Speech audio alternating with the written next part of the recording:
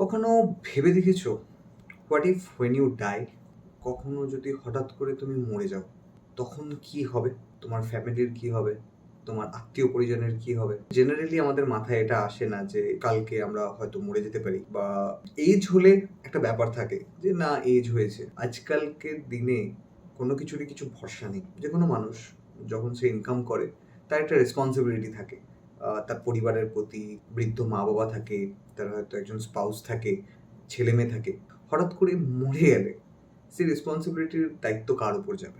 সেই ফ্যামিলির খাওয়া দাওয়া, রোজকার জীবনযাপন, মান্থলি এক্সপেন্সেস কে দেখবে? Life insurance. Hey what's up guys, welcome back to another episode of Roaming Minds. আর তোমরা দেখছো হ্যাশট্যাগ মানি টক্স সিরিজ। এই মানি টক্স ভিডিও সিরিজের থ্রু দিয়ে তোমাদের সাথে আমি শেয়ার করব আমার নেওয়া কিছু ফাইন্যান্সিয়াল স্টেপস, যেটা আমাকে তো হেল্প করেইছে, আমি আশা করি আমার মতো আর 4-5টা সাধারণ মানুষকেও প্রচন্ড হেল্প করবে। আমার মানি টক সিরিজের ফার্স্ট ভিডিও এমার্জেন্সি ফান্ড ভিডিওটা ছেড়েছিলাম, আশা করি তোমরা সবাই দেখেছো। আজকের topic life insurance. Life insurance কি, কেনই বা নেওয়া উচিত, কখন নেওয়া উচিত, কাদের নেওয়া উচিত, কিভাবে নেওয়া উচিত, কোন কোন জিনিস ম্যাটার করে একটা লাইফ ইন্স্যুরেন্স নেওয়ার সময়, সেইটাই এই ভিডিও থ্রু দিয়ে জানবো। এই ভিডিওটা প্লিজ লাস্ট পর্যন্ত দেখো, কারণ এই ভিডিওর শেষে গিয়ে আমি দেবো একটা ভ্যালুয়েবল বোনাস টিপ দেবো, যেটা তোমাদের লাইফ ইন্স্যুরেন্স নিতে প্রচন্ড হেল্প করবে। সো দেখতে থাকো রোমিং মাইন্ডস।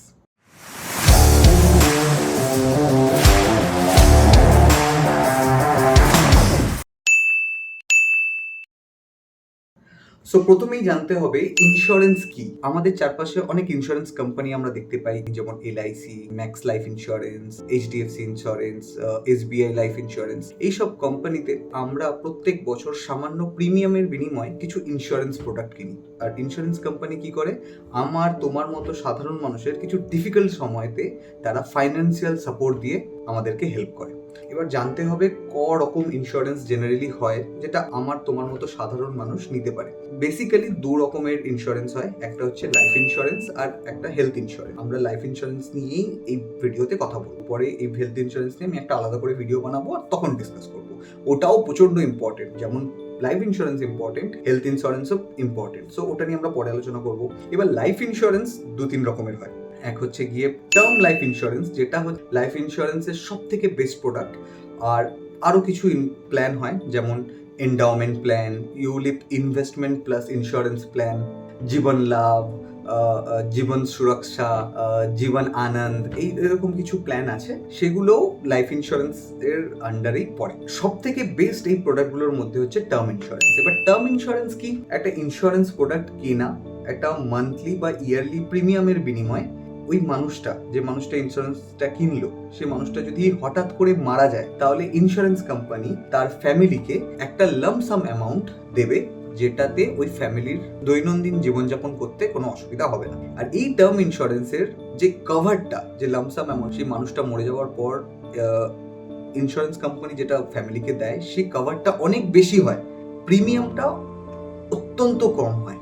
তো এই কারণেই term life insurance is the best insurance সমস্ত লাইফ ইন্স্যুরেন্সগুলোর মধ্যে থেকে। এরপরেই আসে আমাদের নেক্সট পয়েন্টে, অনেকেই এই টার্ম ইন্স্যুরেন্সের ব্যাপারে জানে না, আর যারা জানে তারা টার্ম ইন্স্যুরেন্স কেনে না। কেন কেনে না? ফার্স্টেই বলি যে কেন আমরা সবাই টার্ম ইন্স্যুরেন্সের ব্যাপারে জানতেই পারি না। কারণ যখনই আমরা কোনো ইন্স্যুরেন্স কিনি, তখন আমরা আমাদের চেনা জানা কোনো এজেন্টকে ফোন করি, আর তাদেরকে যখন আমরা বলি আমরা কোনো লাইফ ইন্স্যুরেন্স করতে চাই, তারা টার্ম লাইফ ইন্স্যুরেন্স সাজেস্ট করে না, তারা ফার্স্টেই সাজেস্ট করে এন্ডাওমেন্ট প্ল্যান, ইউলিপ প্ল্যান, জীবন সরল প্ল্যান, এইগুলো সাজেস্ট করে। ওরা এমনভাবে আমাদেরকে কনভিন্স করে যেন এটাই হচ্ছে সব থেকে বেস্ট প্ল্যান, আর টার্ম লাইফ তারা সাজেস্টই করে না। তার রিজন হচ্ছে গিয়ে এই সব প্ল্যান যদি তারা বিক্রি করতে পারে, ইন্স্যুরেন্স কোম্পানির তরফ থেকে একটা মোটা টাকা কমিশন সেই এজেন্টটা পায়। টার্ম লাইফ ইন্স্যুরেন্স হচ্ছে গিয়ে সব থেকে সস্তা আর সব থেকে ভালো ইন্স্যুরেন্স, এটা এজেন্টরা জানে। ইন্স্যুরেন্স যদি বিক্রি করা যায় তাহলে কোনো কমিশন পাওয়া যায় না, তাই এই কারণেই তারা টার্ম লাইফ ইন্স্যুরেন্স জেনারেলি সাজেস্টই করে না। তাই জন্য আমার তোমার মতো সাধারণ মানুষ শুরুতেই জানতে পারে না কি টার্ম প্ল্যান কি হয়, তার আগেই আমরা অন্য কোনো প্ল্যান নিয়ে বসে থাকি। এবার অনেকে যারা জানে যে টার্ম প্ল্যান কি, তারা জেনেও ইনভেস্ট করে না। তার রিজন হচ্ছে এই টার্ম প্ল্যান একটু পিকুইলিয়ার কিন্তু the best insurance plan. Term লাইফে তোমাকে বলতে হবে ইন্স্যুরেন্স কোম্পানিকে গিয়ে যে আমার 35 বছরের জন্য আমি একটা ইন্স্যুরেন্স নেব, তার জন্য আমি ইয়ারলি প্রিমিয়াম দেবো, আর এই 35 বছরে যদি আমি মারা যাই তাহলে আমার ফ্যামিলি, আমার ওয়াইফ বা আমার স্পাউস এদেরকে তুমি এই লামসাম অ্যামাউন্ট টাকাটা পে করে দেবে, যাতে আমার অবর্তমানে আমার ফ্যামিলির যাতে দৈনন্দিন জীবনের খরচ চালাতে কোনো অসুবিধা না হয়। আর এই লামসাম অ্যামাউন্টটা অনেক বেশি আর প্রিমিয়ামটা অত্যন্ত সামান্য, কিন্তু ক্যাচ একটাই, যদি নেক্সট 35 বছরে তুমি মারা না যাও তাহলে কোনো টাকা রিটার্ন আসবে না। যেহেতু খুব কম প্রিমিয়ামে ইন্স্যুরেন্স কোম্পানি সব থেকে বেশি কভার দিচ্ছে, তাই জন্যই তারা জেনারেলি টার্মের শেষে গিয়ে তারা কোনো টাকা ফেরত দেয় না। সাধারণ মানুষ এই ব্যাপারটাকে ডাইজেস্ট করতে পারে না যে এত বছর ধরে সামান্য অ্যামাউন্ট প্রিমিয়াম হলেও আমরা তো দিচ্ছি 30 বছর 35 বছর ধরে, বছর শেষে যদি আমি বেঁচে যাই তাহলে ফেরতও আসবে না কোনো টাকা। এই জিনিসটা আমরা ডাইজেস্ট করতে পারি না, এই কারণেই টার্ম প্ল্যান জানলেও অনেকে নেয় না। কিন্তু এন্ডাওমেন্ট প্ল্যান, ইউলিপ প্ল্যানে মানে রিটার্ন কিছু হলেও আসে বছর শেষে, তো তাই জন্য লোকে ওটা প্রেফার করে। এরপরেই আসা যাক কাদের এই টার্ম প্ল্যান নেওয়া উচিত আর কোন সময় নেওয়া উচিত। আমার মতে একটা ফ্যামিলির যারাই আর্নিং মেম্বার হয় তাদের এই টার্ম প্ল্যান নেওয়া উচিত। টার্ম ইন্স্যুরেন্স না অ্যানুয়াল স্যালারির ওপর বেস করে নিতে হয়। চাকরি পাওয়ার শুরুতেই ফাইন্যান্সিয়াল প্ল্যানিং এর ফার্স্ট স্টেপ নেওয়া উচিত, যেটা হচ্ছে গিয়ে এমার্জেন্সি ফান্ড ক্রিয়েট করা। ওই এমার্জেন্সি ফান্ড রেডি করতে 2 বছর লাগে। চাকরির শুরুতেই আমাদের উপর রেসপন্সিবিলিটি অতটা আসে না, কারণ তখনও হয়তো প্যারেন্টস কাজ করছে আর স্যালারিও কম। ভালো টার্ম লাইফ ইন্স্যুরেন্সের কভার পেতে গেলে তোমাদের স্যালারিটাও একটু হাই করতে হবে। যখন তুমি সত্যি সত্যি ফিল করবে যে আমার ঘাড়ে এবার সত্যি রেসপন্সিবিলিটি লাগছে, ওই সময়তে আমাদেরকে টার্ম লাইফ ইন্স্যুরেন্স নিতে হবে। অ্যাট দ্য সেম টাইম বেশি লেট করলেও চলবে না। টার্ম লাইফ ইন্স্যুরেন্সের একটা সবথেকে ভালো দিক হচ্ছে গিয়ে তোমরা যত আগে নেবে টার্ম লাইফ ইন্স্যুরেন্স তত প্রিমিয়াম সস্তা পড়ে। আর প্রিমিয়াম যে সময় তুমি নেবে সেই সময় থেকে একদম শেষ বছর পর্যন্ত প্রিমিয়াম সেম থাকে। ফর এন এক্সাম্পল, যদি আমি 25 বছর বা 27 বছরে একটা 50 লাখের টার্ম প্ল্যান নিই, তাহলে তার ইয়ারলি প্রিমিয়াম পড়বে 5 থেকে 6,000 টাকা। আর সেই 50 লাখের প্রিমিয়াম আমি যদি 35 বছরে নিই, তখন সেই প্রিমিয়ামটা পড়বে অলমোস্ট 15,000 টাকা, অলমোস্ট দ্বিগুণ থেকে 3 গুণ। তো ওই কারণেই টার্ম লাইফ ইন্স্যুরেন্সটা যত আগে নেওয়া সম্ভব তত আগে নিলে ভালো, কিন্তু অ্যাট দ্য সেম টাইম তোমার স্যালারিও যেন মডারেটলি হাই হয়, আর একটা সেন্স অফ রেসপন্সিবিলিটিও যেন তোমার মধ্যে থাকে যে হ্যাঁ এবার আমার মধ্যে এতটা রেসপন্সিবিলিটি এসছে, আর এই সময়তে আমি ফিল করছি যদি আমি হঠাৎ করে মারা যাই তাহলে আমার ফ্যামিলিকে কে দেখবে, এই রেসপন্সিবিলিটি আমার ঘাড়ে এসছে। এই রেসপন্সিবিলিটিটা আসে জব জয়েন করার 3-4 বছর পর, 27 বছর 28 বছর, তো 26 থেকে 32 বছর আমার মনে হয় is the best time to putting money in life insurance like term life insurance. কারণ ওই সময়তে বেশিরভাগ লোকের বাবা মা রিটায়ার করে, সঙ্গে বিয়েও হয়। সেই 26 থেকে 32 বছর বয়সের মধ্যে তোমরা যদি টার্ম লাইফ ইন্স্যুরেন্সটা নিতে পারো, ইয়ারলি স্যালারিও বেড়ে যাবে, কারণ তোমরা 23-24 বছরে জয়েন করছো, 26-27 বছরে তোমাদের স্যালারি যথেষ্ট বেড়ে যাবে। আর তোমার অ্যানুয়াল স্যালারির ওপর বেস করেই তোমাদেরকে টার্ম লাইফ ইন্স্যুরেন্স কোম্পানিরা দেয়।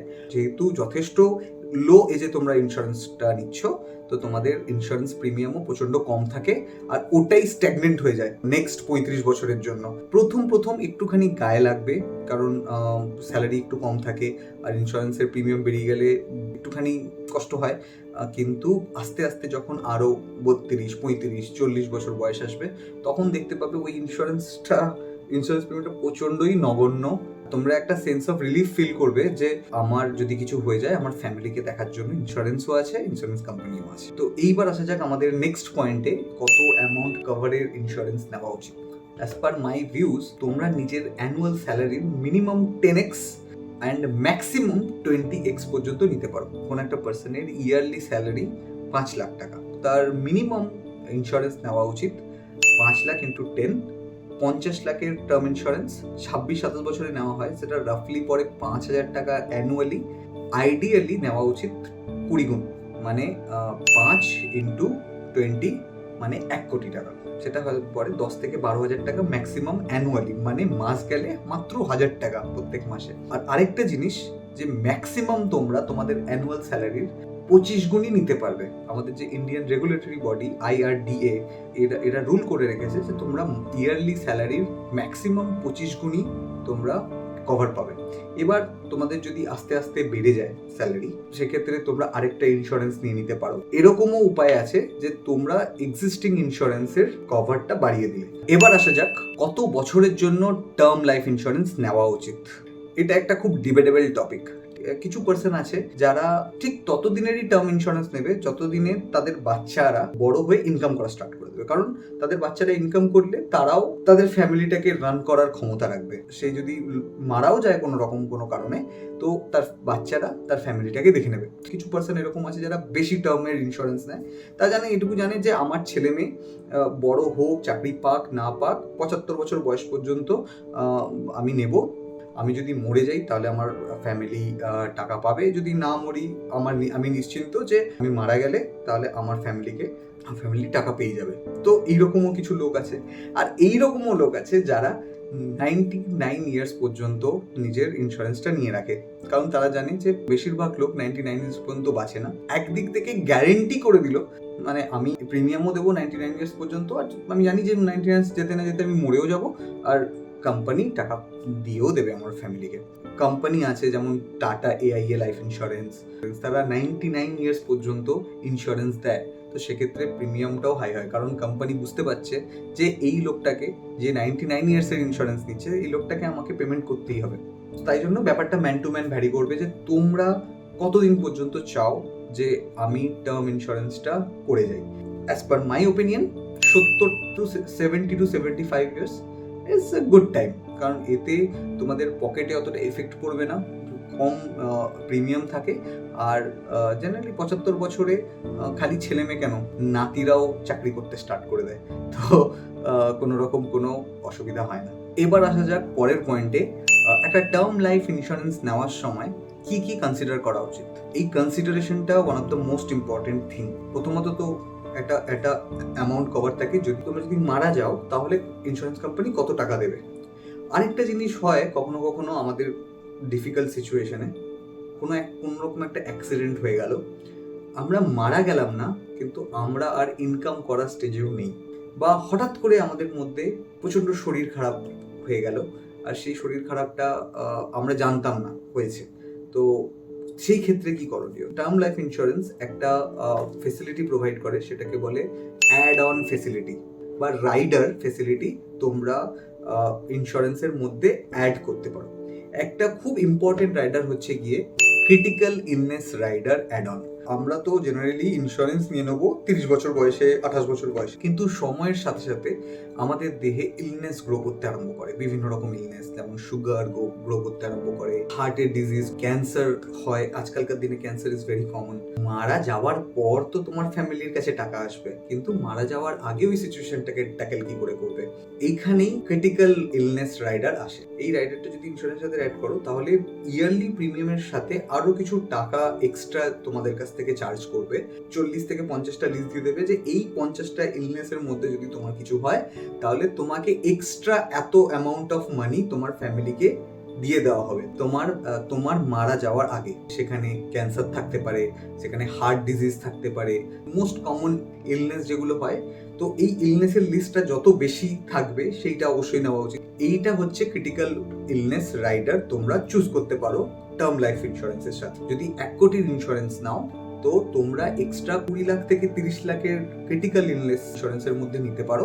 তার জন্য হয়তো 1000 টাকা তো মাসে টার্ম লাইফ ইন্স্যুরেন্সের জন্য দিতে হচ্ছিল, হয়তো আরো 1000 টাকা তোমাকে দিতে হবে। তো ক্রিটিক্যাল ইলনেস রাইডার অবশ্যই নেবে।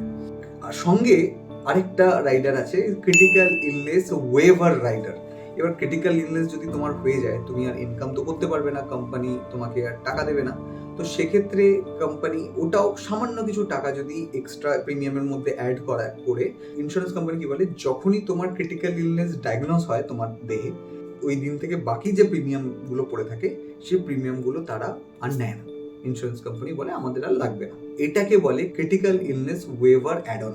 এরকমই আরেকটা রাইডার হচ্ছে ডিসেবিলিটি রাইডার। আমাদের যখন তখন অ্যাক্সিডেন্ট হয়ে যেতে পারে, অ্যাক্সিডেন্ট তো হলো, সে মারা গেল না, হয়তো দুটো অর্গান কেটে বাদ হয়ে গেল, যেমন একটা হাত একটা পা কেটে বাদ হয়ে গেল, দুটো হাত কেটে বাদ হয়ে গেল, দুটো পা কেটে বাদ হয়ে গেল, বা দুটো চোখ কেটে বাদ হয়ে গেল। দুটো অর্গান যদি বাদ চলে যায় তখন তাকে বলা হয় যে ফুল ডিসেবিলিটি একটা পার্সনের।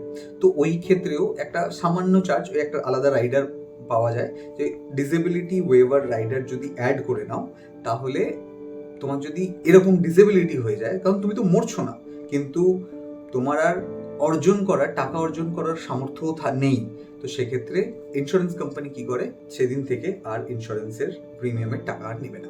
তো এই ওয়েভারটাও দেখাটা খুব ইম্পর্টেন্ট। সো ওয়ান হচ্ছে critical illness add on, second হচ্ছে গিয়ে critical illness waiver add on, আর থার্ড হচ্ছে গিয়ে ডিসেবিলিটি অ্যাড অন।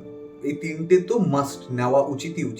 আর একটা ফোর্থ হচ্ছে গিয়ে অ্যাক্সিডেন্টাল ডেথ বেনিফিট। মানে তোমরা মারা গেলে তো টাকা পাচ্ছই, 50 লাখ বা 1 কোটি যত টাকা তোমরা ইন্স্যুরেন্স করবে।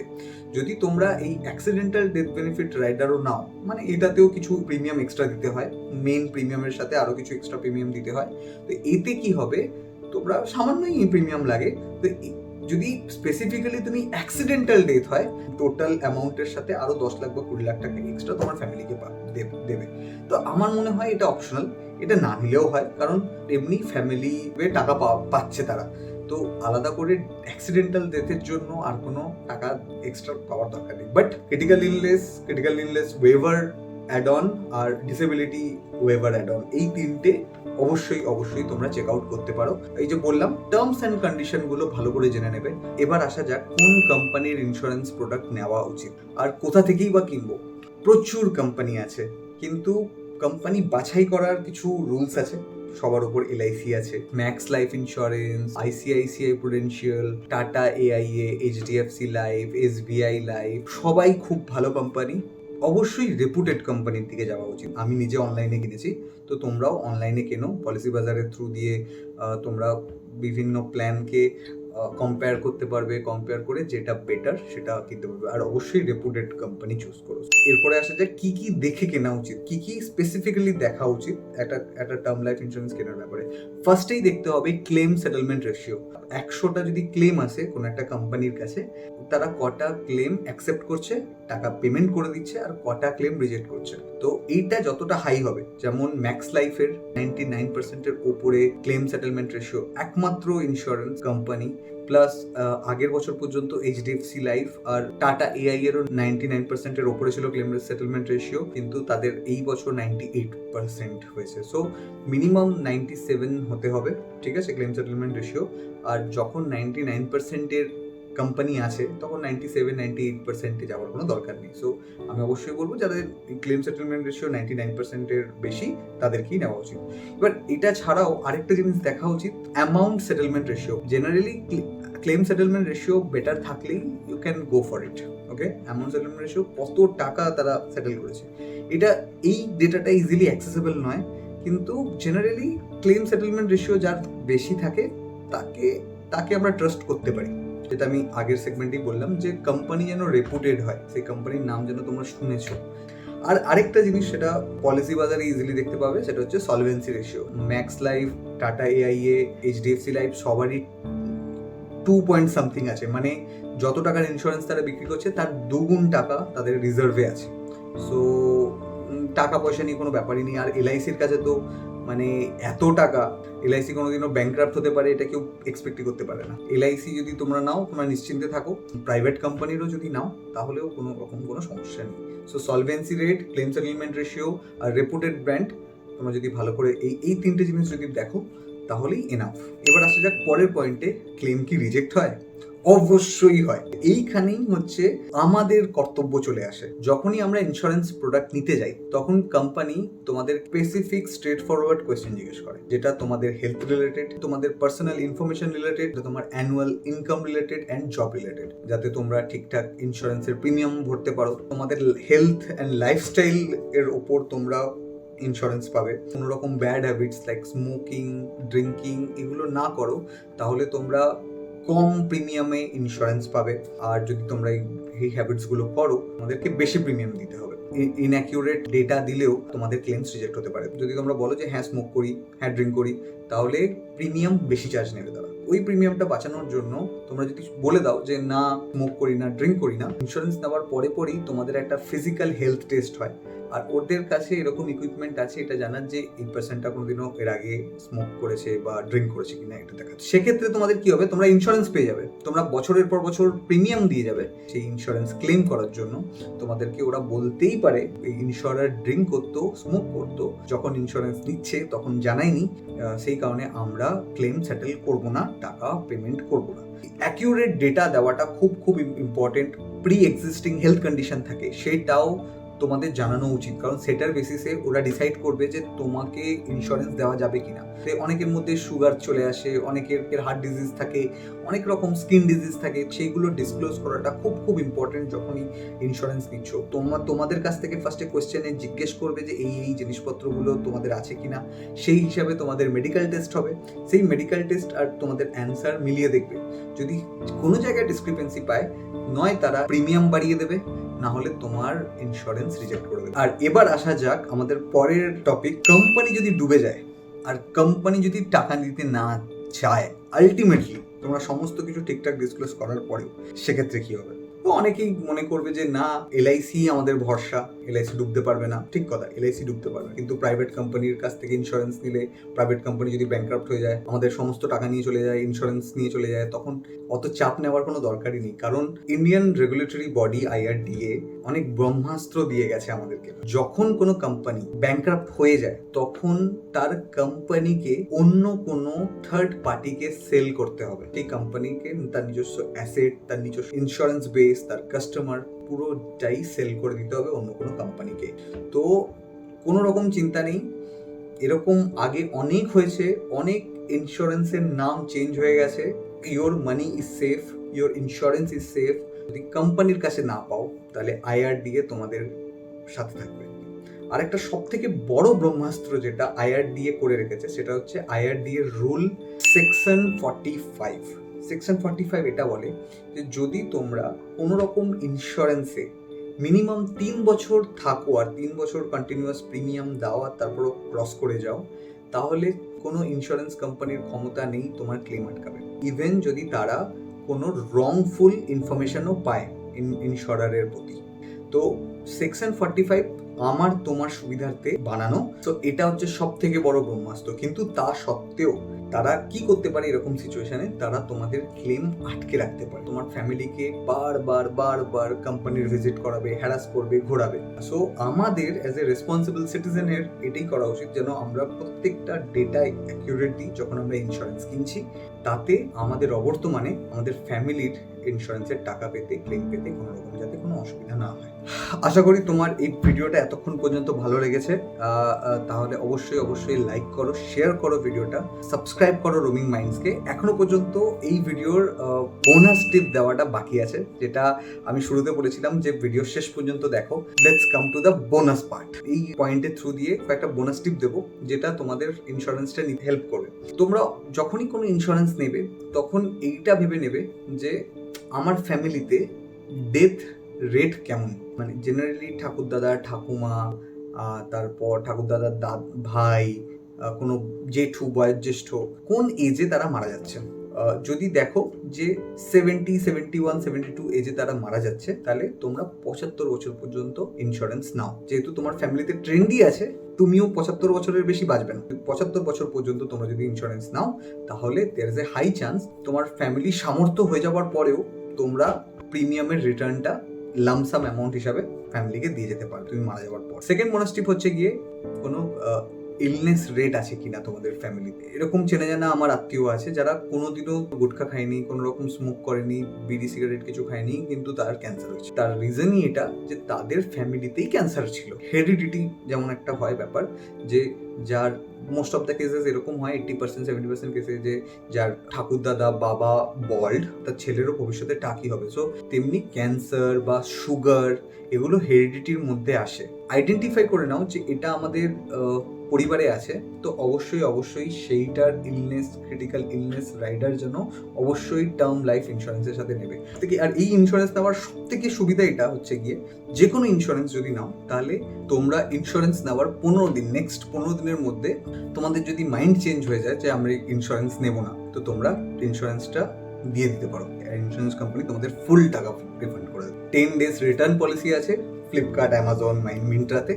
ইন্স্যুরেন্সেও আছে 15 days রিটার্ন পলিসি। তোমাদের যদি পছন্দ না হয় তোমরা ইন্স্যুরেন্সটা, তাহলে তোমরা ইজিলি রিটার্ন করে দিতে পারো, টাকা চলে আসবে।